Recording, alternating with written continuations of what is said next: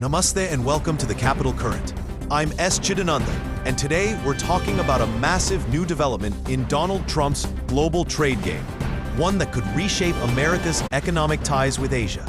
Former US President Donald Trump has made a bold claim, saying that South Korea and Japan will pay a combined $900 billion up front to invest in American projects.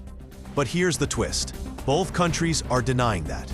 According to Trump, Japan will invest $550 billion, while South Korea will chip in $350 billion. And all of it, he insists, will be paid immediately. We have Japan, $550 billion, South Korea, $350 billion. That's upfront, Trump told reporters at the White House.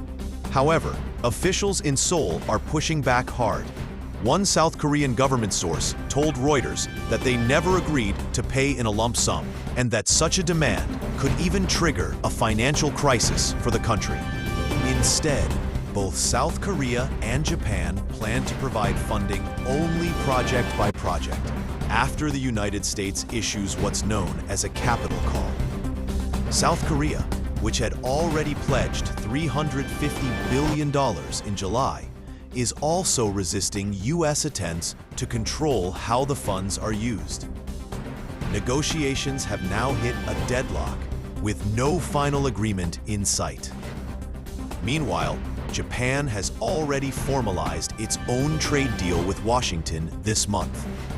Under the agreement, tariffs on Japanese cars and other exports will be lowered, and Tokyo will provide the $550 billion in investment from time to time until January 2029. Importantly, the Memorandum of Understanding signed between the US and Japan does not mention any upfront payment.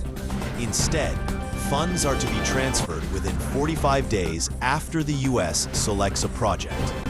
But Trump's insistence on calling these funds upfront has raised eyebrows and spooked investors.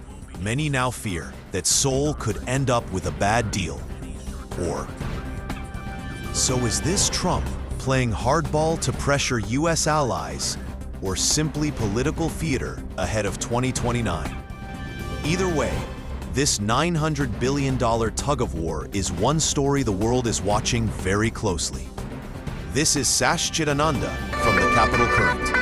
Don't forget to like, share, and subscribe for more updates on global trade and geopolitics.